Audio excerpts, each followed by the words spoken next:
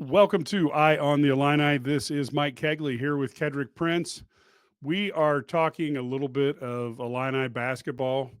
Brad Sturdy has about 50 pounds of tasks that he has to shove into a 5 pound bag. So we did not want to take him away from all the things that he's doing. Employment is such a beautiful thing. But we are here to talk a little bit on the Illini basketball team. Kedric, any general basketball thoughts going into this season that people are really, really excited to get started? Mike, here's my thing with Illinois basketball. That's a great question to lead with. Illinois has been extremely successful the last few years in basketball. And the one thing you can't do is stop Brad Underwood. And I understand why a lot of people don't have Illinois in their top 4 or 5 or the top 25 in the country. I get that. But knowing what I know and the people who are listening to this, whether you're local or national, you're making a mistake. This team is really, really, really good. They are going to, they will always have 5 people on that court that can lead them in scoring at any given night. I don't think that was the case last year. I really don't. And we know how special that group was last year. This team is loaded, and it's kind of cool because Brad, ever since he came in, he's loved shooters, and he finally has a roster where there'll be 5 guys every single night that can shoot the three. You got 7 foot guys out there that are knocking Avicic, that are knocking down threes. Booth, who's 6'10", 6'11". So this is a really fun team to watch. It's going to be a fun team to watch, excuse me. And I just think people are really missing the boat on how good this team really is. Yeah, I think so as well. But in all fairness to the national guys who we do criticize, I can actually understand where they're coming on this one because you would have to have somebody who has contacts throughout the team and throughout that locker room, and somebody who has covered those kids when they were being recruited, and somebody who knows the assistant coaches, and somebody who knows the head coaches to actually get a feel for this team. Gee, that sounds a lot like Ked and Brad. But the bottom line is I think this team has a ton of potential, and I'm sure that probably the reason that they're getting some rankings is because they're finally starting to believe in Brad Underwood from a media and a coach's standpoint across the country. Don't you think an Elite Eight trip last year, coupled with all the garbage that they had to deal with Terrence Shannon, that was not Terrence Shannon's fault at all, and to lead your team and the coaching staff to get through that probably builds a lot more faith in Brad Underwood than just a regular good season would. Brad is going to win games. As long as he's at Illinois, he's going to win games. He's going to get players, whether it be the transfer portal, high school. Mike, you bring up a good point. I understand why some of the national media guys don't have Illinois ranked.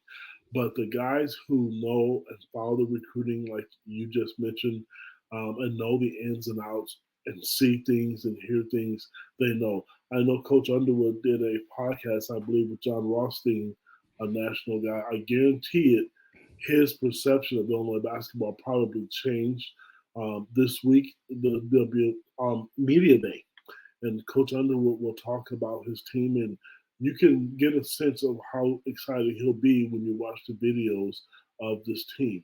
So, but just moving forward, it is. It's a the team is just put together so nicely because of the size, because of the shooting, and one thing that I've yet to mention. I mean, if you look at it from a talent standpoint, Mike, I mean, there's a lot of NBA guys in Champaign right now. I'm talking a lot of NBA guys. If you go to our message boards, and I made a mistake and left one guy out today, there are 4 or 5 guys on this roster that NBA scouts are all looking at, not just bird dog.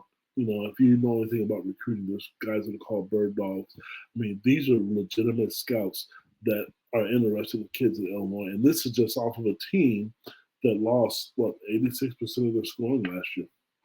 Yeah, yeah, it's amazing what Underwood's able to do. For those of you who have followed his career, he's one of the guys who took a little different route to a head coaching job.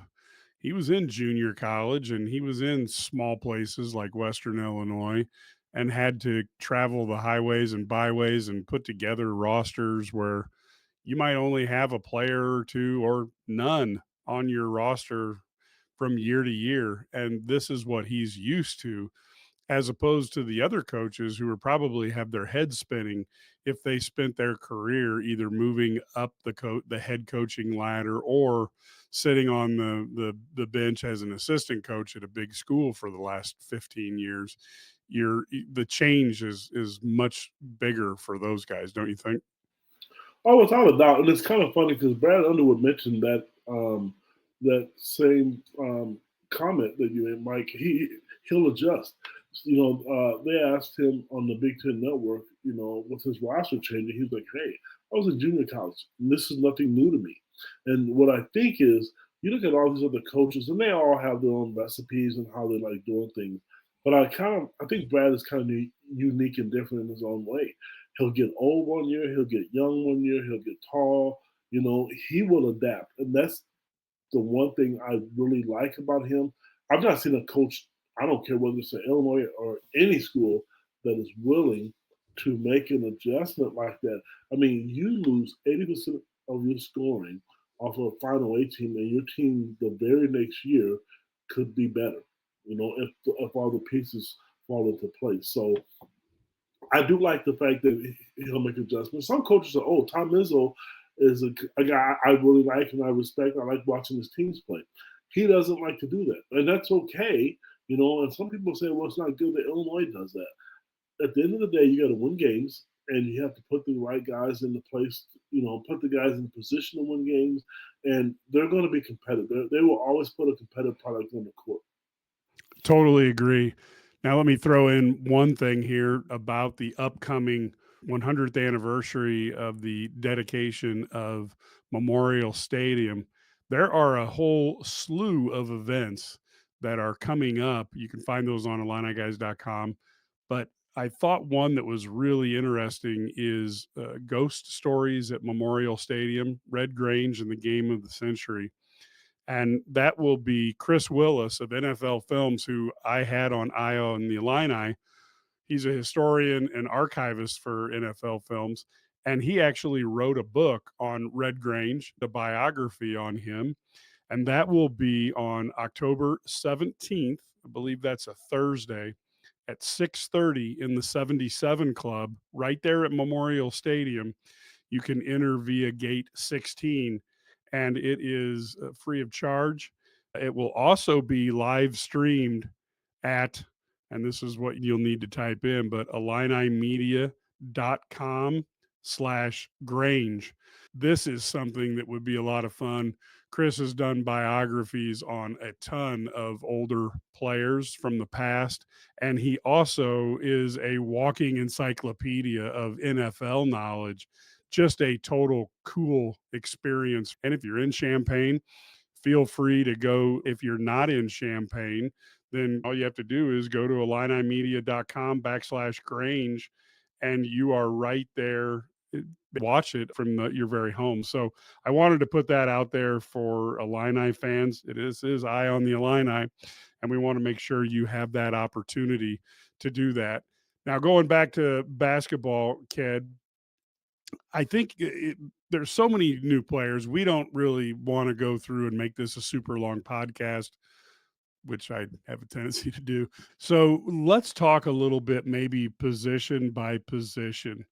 Who do you think is going to be the lead guard and have the ball? This is us doing some speculation here because we're clearly not coaches on the staff.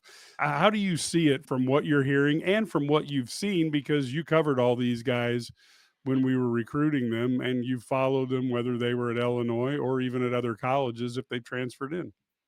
Well, to answer your question, who I think is going to have the ball in their hand more than anybody may come as a surprise. It's not Kylan Boswell. I think it's Kasparas Jaxis. He's going to be the guy, the 6'6" freshman guard from Lithuania. I mean, this kid is special. When we talked about NBA scouts coming to Champaign, whether it's 8, 9, 10, 11, 12, they've all taken interest into this kid. He's just not a scorer, Mike. He is a great distributor. He is going to be really fun to watch in the State Farm Center.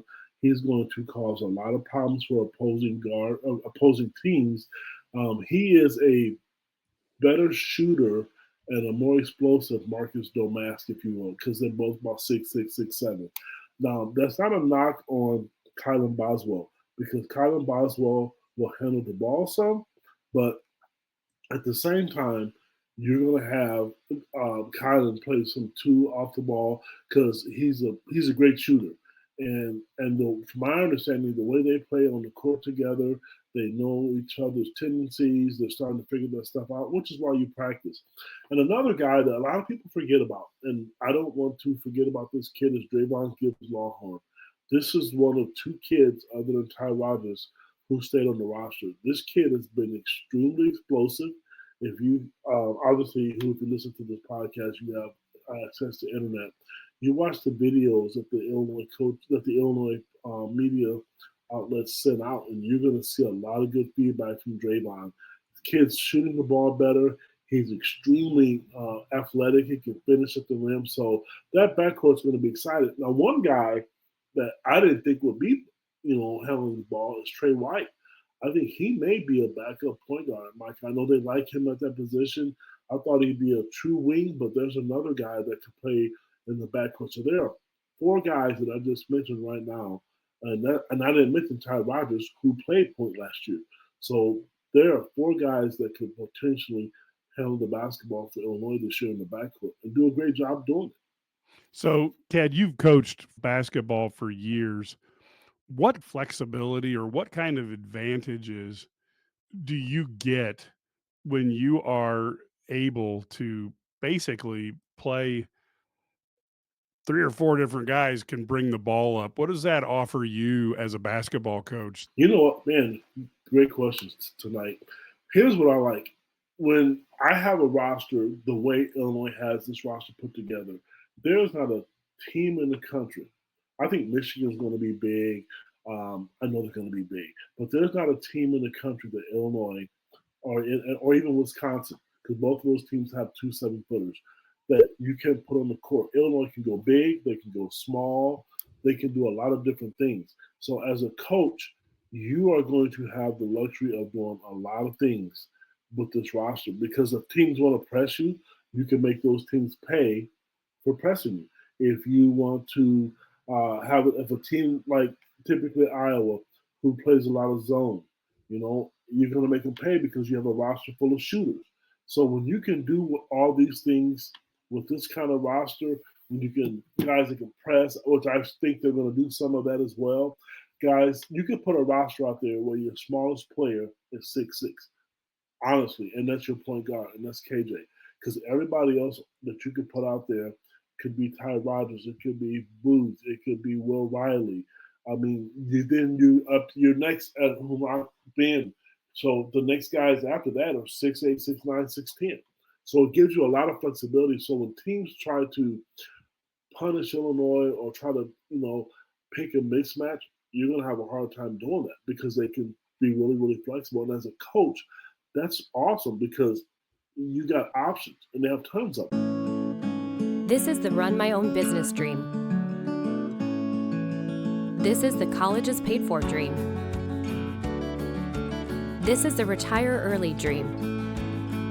This is Busey, where your dreams and possibilities become moments through trusted guidance and expertise, through lifelong relationships.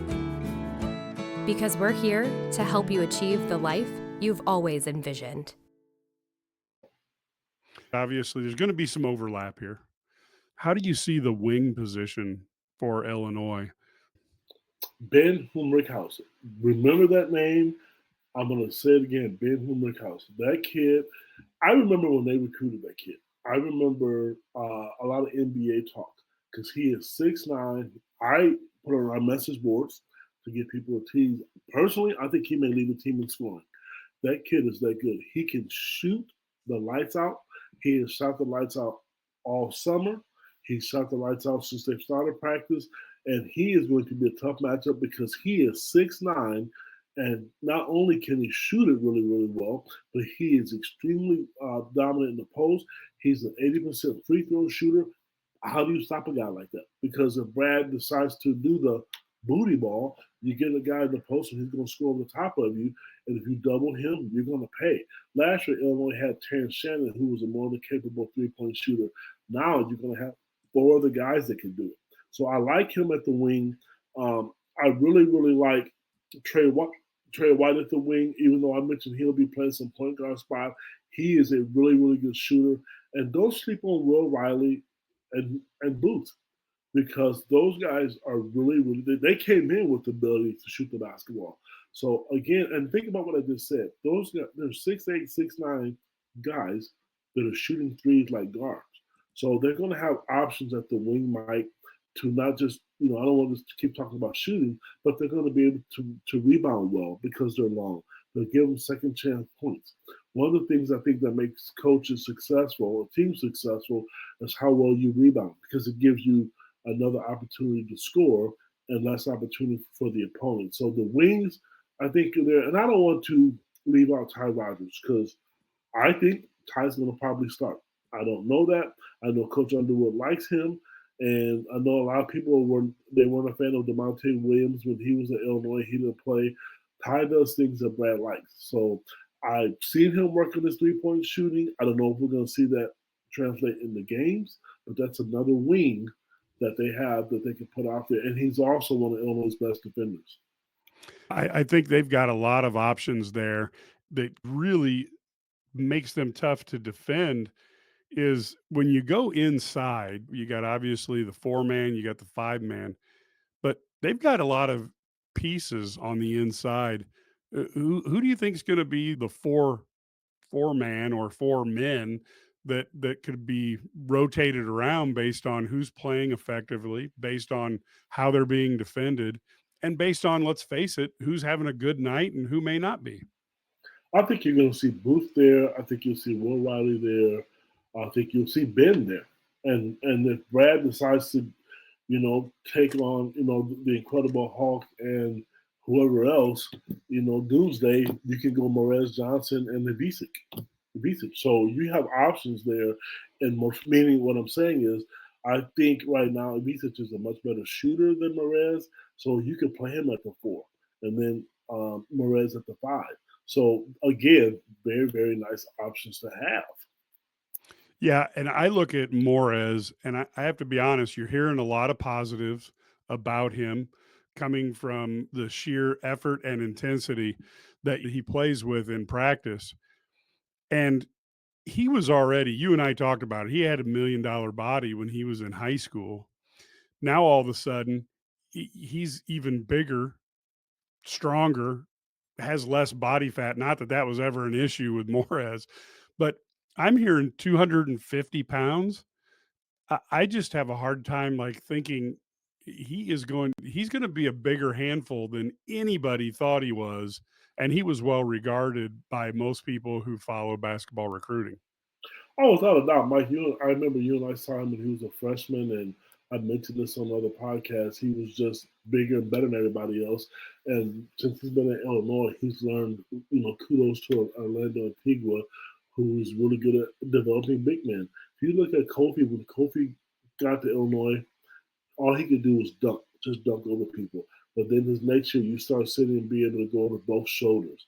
So kudos to Coach Orlando Antigua, who has done a tremendous job of perfecting or developing Morez's game, because he now can do other things. You look at some of the video footage, there's a good up and under move, seeing him being able to shoot with both hands. I mean, let's face it, he couldn't do that a few years ago. I know he couldn't, because I've seen the kid play, live at least 10 or 12 times in his high school career. So I like that. 250 pounds, I don't know what he weighs, but I do know this. When you look at his arms, they are a lot bigger than what they were when he first got there. Obviously, Fletch is working his magic there, but he's a lot bigger. And a lot of the guys, the one body, I don't want to get off Morez, which is what you're asking about, but if there's one transformation of the body of any of those players down there, I have to say Kylan Boswell. Fletch has done a tremendous job with these kids and their player development. Yeah, it's hard to underestimate just how important that is, especially for people who aren't as up on these things. But not only is he building them up, but then they have a whole different approach towards rehabbing and recovery that our generation didn't have. Our generation was just get as big as you can, and if you get hurt, well, whatever. And now they're actually trying to avoid injury by providing recovery after games. Having a guy like Fletch is like having a mad scientist on your side. Or you think about all those times that Captain Kirk couldn't figure out what to do, but Mr. Spock had a plan, and Fletch is the guy who puts that plan together to save the day. I'm going to throw to you a starting five that I like. Now, I will tell you 100% when Brad Underwood decides on a starting five, he didn't call either of us up, but I would go with Boswell and Kasparis in your traditional guard positions if you're looking at it like that.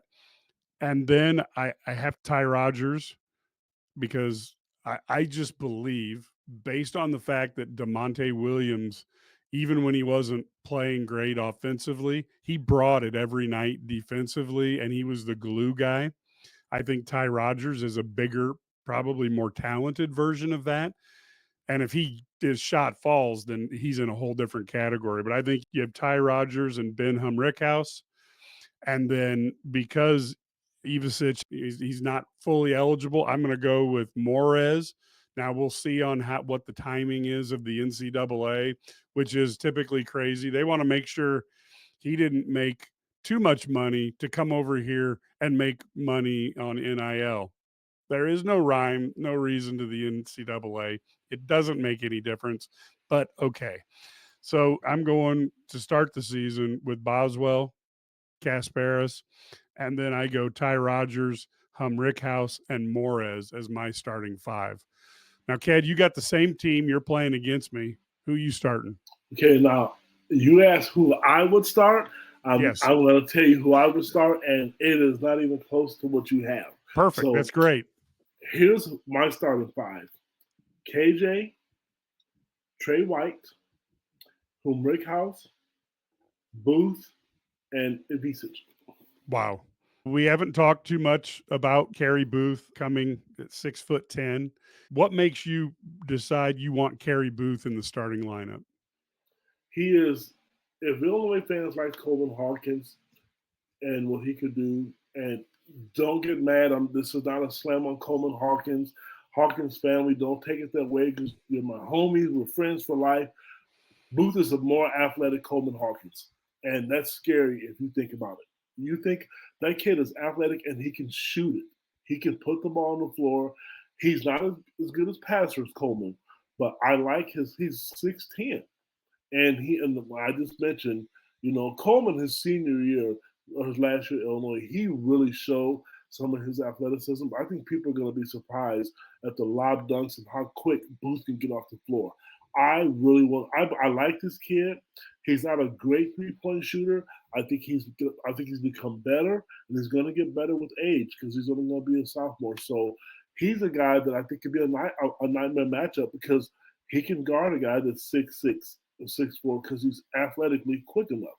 Trey White is a guy that I've been on the whole time, and I've told people that he should be. I know Kylan came from Arizona. Well, Trey came from Louisville. I know the program's wins and losses. Trey is going to be a huge factor. Remember this podcast. That guy is going to have a big impact on this season, how far Illinois goes. The question I have a hard time figuring out, because he is talented, but he's also very young.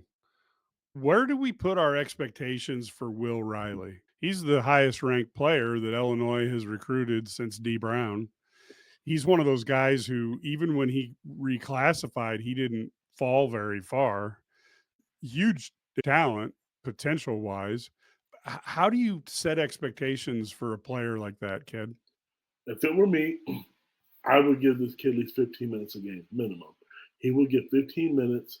You want to feed it. I mean, regardless if it's a junior college team or a sixth grade team, or when you're playing Duke at Madison Square Garden, it doesn't matter. This is a kid that you want a recruiting battle over some big dogs. You got to feed him a little bit and let him play because he's good enough to play, obviously. And you want to develop him. Now, I will say this: talking to his mother, she is a little bit different than some of the other parents. She's not blind. Her comments to me were, "I want to see him get bigger. I want to see him get better, and I want to see him earn his minutes. But if he's on that court and he's able to showcase, and she's fully confident that he'll be able to help out this year, even though he's young," I kind of agree with her. I kind of see him personally as a much more polished right now, Calvin Booth. Okay. So, Yeah. I mean, if you really think about it, because the kid came into Illinois known as a scorer. He was one of, I think I put it in one of our articles.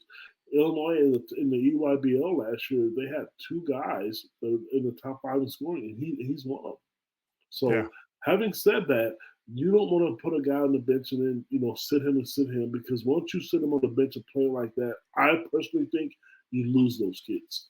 In today's world, it's a lot tougher because you have NIL dollars that can be thrown around and you have a lot of back channeling. And when you hear back channeling, that basically means this can go two ways. You can have your old AAU coach call up a college coach and say, "Hey, so and so really is looking to move because he's not getting enough time." Or you can have the opposite and you can have somebody reach out to the AAU coach to say, "Hey, we'd love to have you next year." I'm not saying that happens all the time, but I am saying when you hear the word back channeling, there's never a player who talks to another coach or a coach who talks to a player of another team. But there's always a conduit somewhere that is willing to provide a bridge that Mike, allows this communication to Mike happen. is Mike is being nice. I'm going to tell you, it happens. What they do is these coaches and players they all have their camps, and if who's ever, we're just speaking of Will Riley. We're not saying this is going to happen, but what if he's not playing and the people in his camp think, well, he could have went to Arkansas, he could have went to Michigan or wherever he wanted to go. They're not playing him. That stuff does happen, regardless of whether you think it does or doesn't. It does happen because they go to the games and the players are upset, they're mad they're not playing, and then a phone call is made, and then they'll tell the kid to wait it out, then they leave. Unfortunately, it's the nature of the beast today. College coaches aren't dumb. They know what happens. And it does, and it's unfortunate.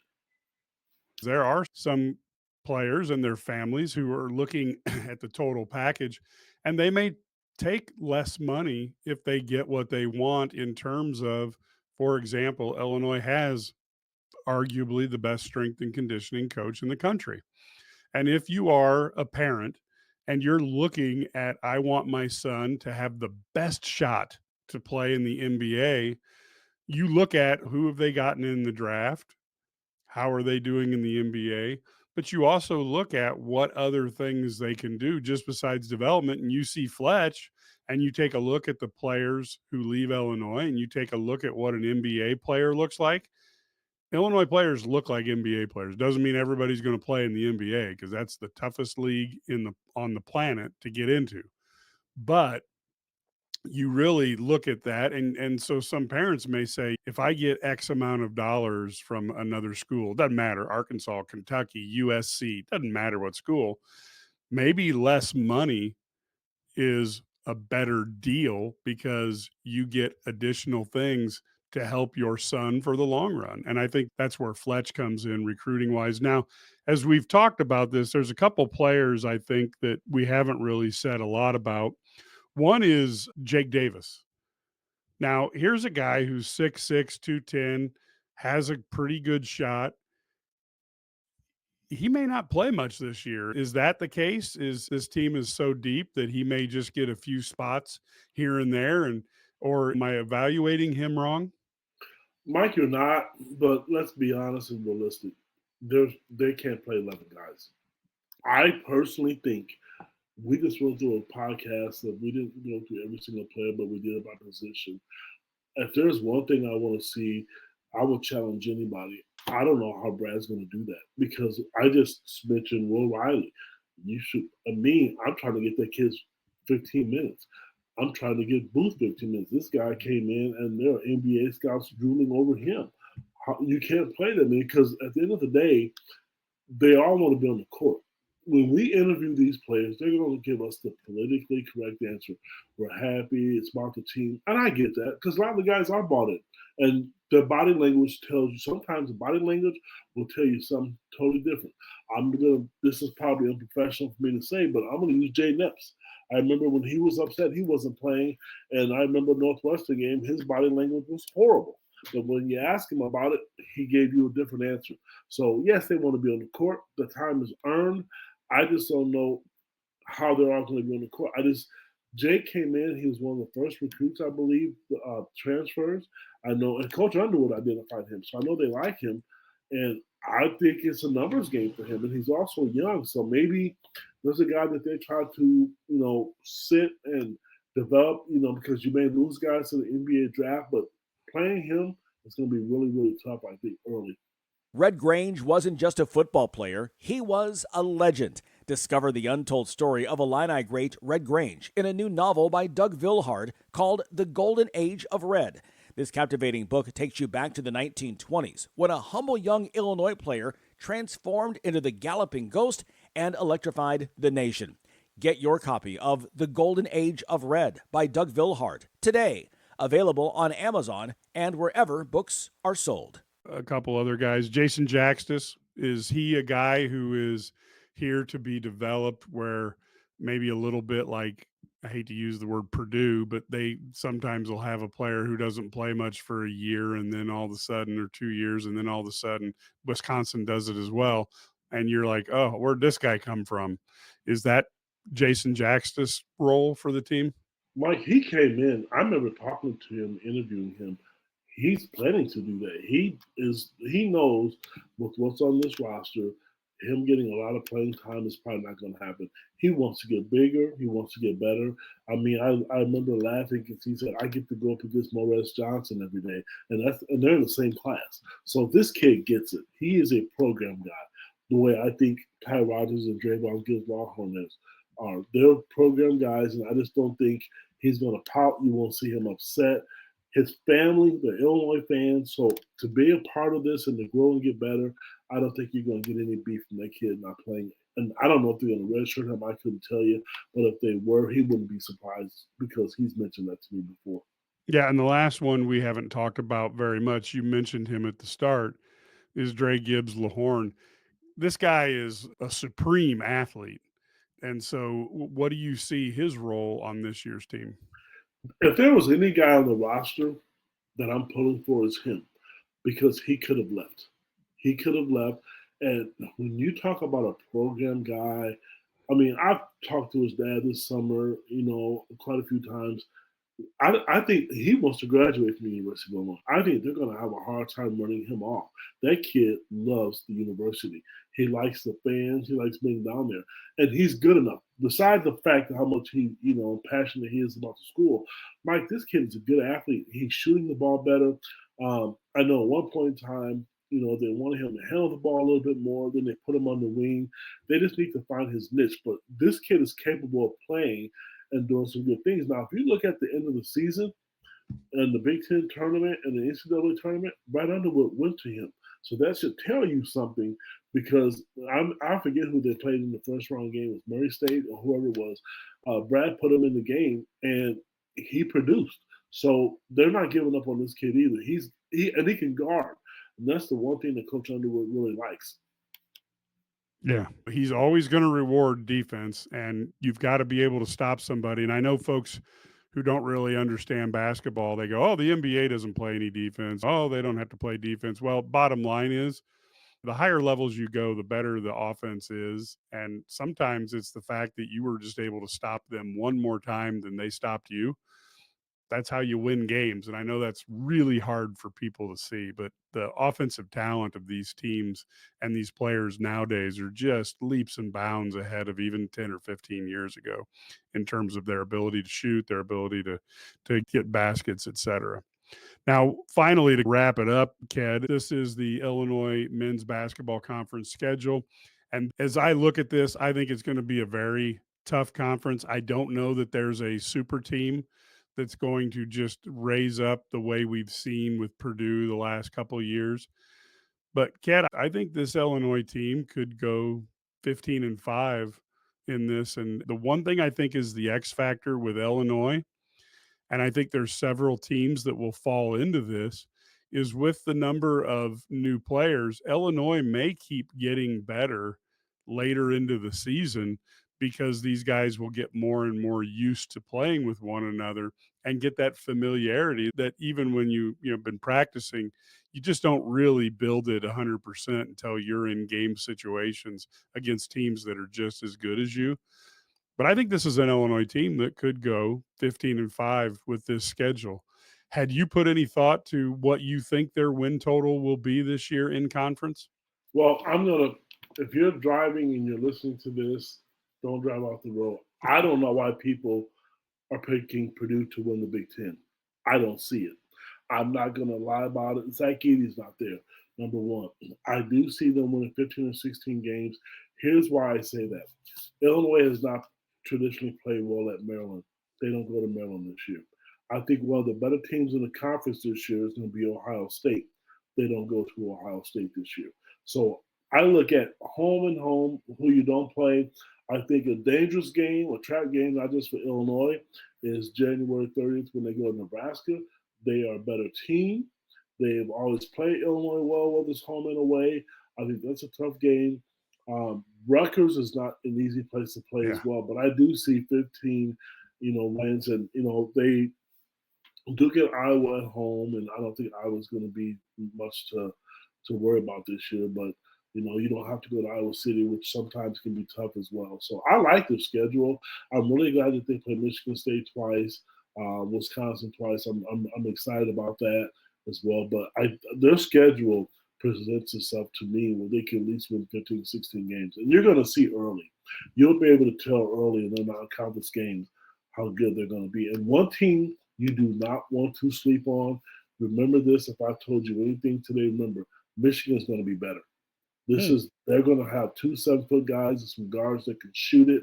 They're going to look a lot like Illinois, except for minus the depth, in my personal opinion. Okay. I want to see how well they'll be shooting the ball, both them and Indiana. If they have a 3-ball consistency and they can space the court, they will be very tough teams to deal with. Now, the other thing is I wonder what Brad Underwood did to make people angry, because if you're living in the Midwest and in January and February, you get both USC and UCLA in Champaign. Now, if I've got to take one for the Big Ten, I'm telling them, hey, in February, if you want to send me out to Los Angeles, I'll take the bullet for the Big Ten. And somehow the Big Ten decided that Brad Underwood and the Fighting Illini can stay in the frozen tundra of Illinois in the wintertime. Well, here, let me tell you something, and I can't take credit. I have to give my friend Brad Sturdy, our colleague, credit for this. Illinois goes to Oregon and Washington January 2nd and 5th. And what Brad said was right. There'll be no students there. That is a huge advantage. So if there's a time to go play them, that just might be it, because they're on break. Yeah, that is a great thing to look for. I just keep thinking to myself, I would have volunteered to go to LA. I'm that type of hero. Yeah, no kidding. Now, just to say one last time, ghost stories at Memorial Stadium, Red Grange and the game of the century. And one thing that I've learned after we have had on Chris Willis, who will be speaking at this, talking about Red Grange. And of course, we had Doug Vilhard on, who wrote the fictional story of Red Grange, that novel, which was really good as well. Both of them talked about the fact that 6 touchdowns that Red Grange scored in one game, that was so unheard of, because in those days, games would get to 12 or 16 points. And the unique thing is the 20 game or 21 game win streak that Michigan was on, they had a grand total of 13 points scored against them, and Red Grange scored 6 touchdowns in one game. to beat them in their streak and just blow their defense out of the water. So that game against Michigan will be on the 19th at 2:30 in the afternoon, nationally broadcast. Be a huge time, and Illinois will be playing with those cool throwback uniforms and those throwback helmets that they're supposed to resemble what was worn back in the 20s.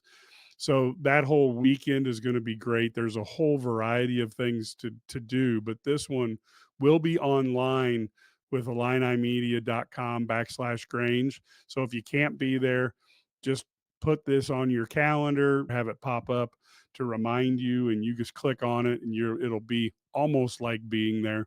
Should be a lot of fun.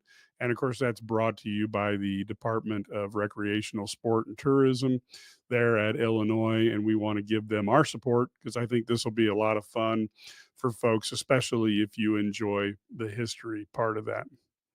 And a final note, IlliniGuys.com, where you can find Ked, Brad, Matt, Larry, myself. If you go there, it is free the first 7 days, and then it's only 27 cents a day. The cool thing is you get the articles a little bit ahead of time, and you also get the full articles. So we do paywall quite a bit of our stuff. So you get all that access, get early access on a lot of it. And the greatest thing is you get the message boards, which allows you, when Ked talks about something on the message board, you can respond back to him. If you're reading a article on usatoday.com or you're reading an article here, there, everywhere, you're not going to get that type of one-on-one with the author of the article. And even at places where people can put their comments in, very rarely do you see the authors engaging with the public. We do that all the time. So you get to go back and forth and ask questions, clarify, or argue. That happens as well. So IlliniGuys.com, please feel free to join that. And of course, we have a free place on YouTube, the IlliniGuys.com channel. And that is for folks who want to see our podcasts or our highlights of videos. That's your own risk. If you decide you want to watch the two of us, that's up to you. We have our two radio shows, the Illini Guys Sports Spectacular, on over 20 stations across the state of Illinois. It's also available as a podcast.